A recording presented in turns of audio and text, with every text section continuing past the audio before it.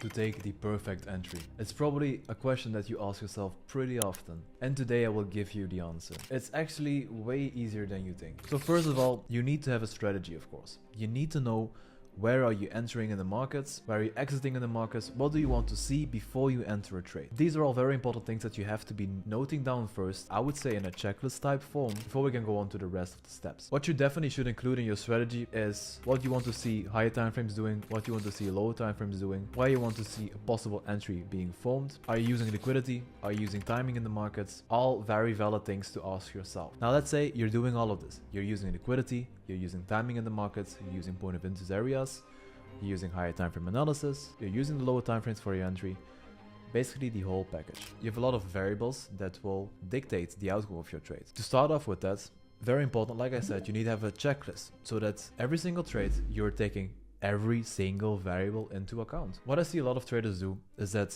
they have this strategy and they have what they're looking for in their head.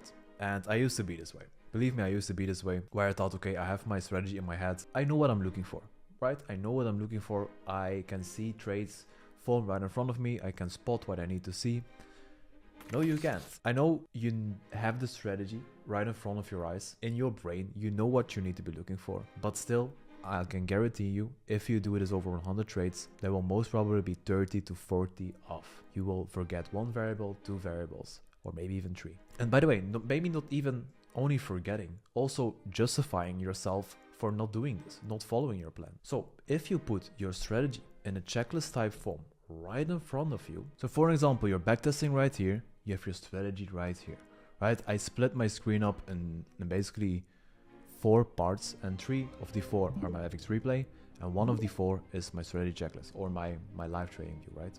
Now, of course, if you're taking this setup every single day and you know exactly what you're looking for, you can get away with not using the checklist right in front of your eyes, just looking at it, ticking off every single box before you enter a trade. But I would say still, if you're not trading your strategy for 1 to 2 years, then why not use this and make sure every trade is as close as possible to your checklist? Because if you're not doing this, you're always changing a variable. If you're always changing a variable, you will never develop an edge.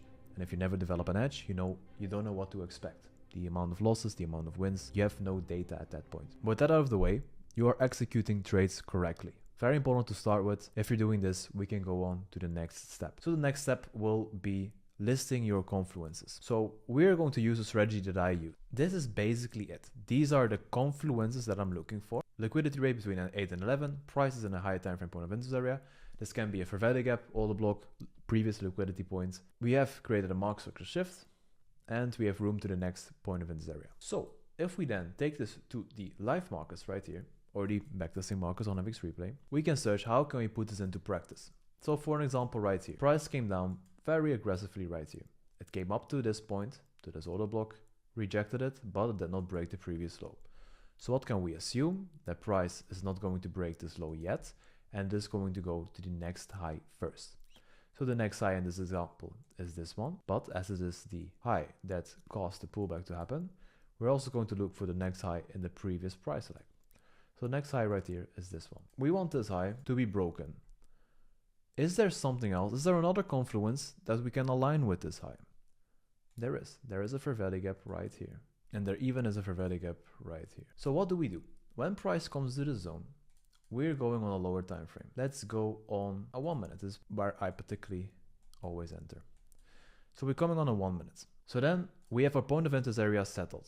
Let's zoom in on a 1 minute and let's see if that liquidity is also going to be taken out. This is a liquidity zone, right? And we want it to happen between 8 and 11 a.m. in the morning, around that zone. As you can see right here, price comes above liquidity zone. Price breaks above it again.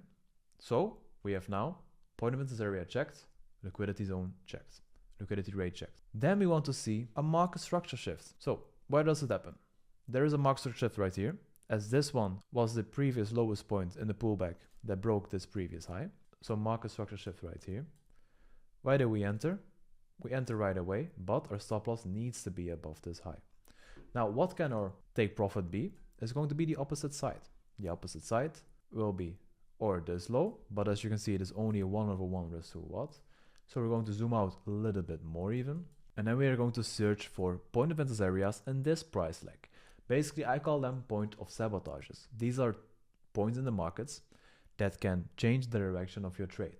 And this is not always a bad thing because of course price can come down, can do this and then go down. But it is important if you want to be in a short-term trade, so if you don't want to stay in for days and days and days, that you can get out of the trade pretty quickly. That's one.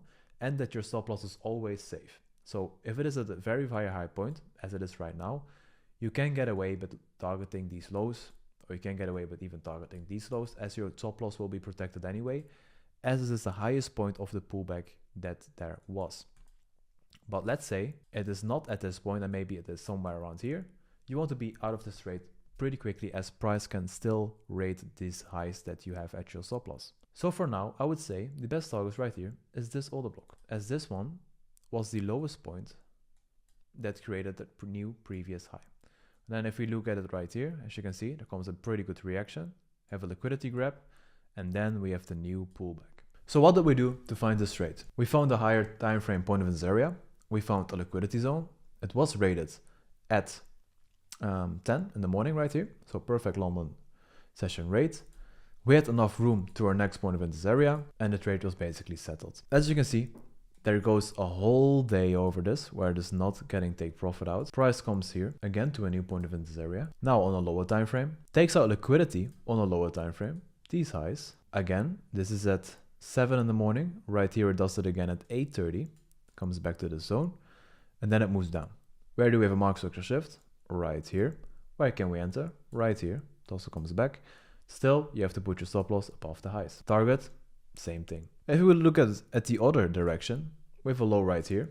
This comes into this order block that we have pointed out. As you can see, price drops underneath the previous low, reacts pretty strongly from it, creates a market structure shift right here on a lower time frame on a 1 minute. Price creates market structure shift right here. Body candle close above previous high that caused this low to happen with displacement.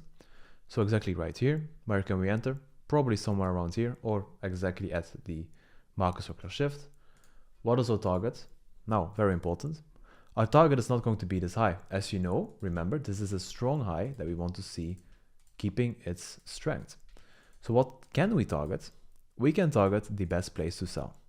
And the best place to sell is going to be a fair value gap or an order block. As we can see right here, we have an hourly fair value gap.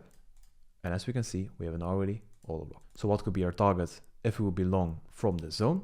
Our target could be or this fair value gap or this order block. And this is how to get the most perfect entry. It is by stacking confluence on confluence and not leaving anything out of it. Because if you leave the market structure out of it, your trade is not going to be strong anymore. If you leave the liquidity out of it, your trade is not going to be strong anymore. It all falls in together and it all creates a story together. Now, if you're using different confluences, this is totally fine. If you're using a different strategy, of course, you have different confluences. But still, make sure that this principle does not get lost. Make sure that you are stacking every confluence and make sure that you are using this to your advantage to improve your edge. Guys, I hope you enjoyed this video. I hope you learned a thing or two, and I will see you in the next one. Bye bye, guys.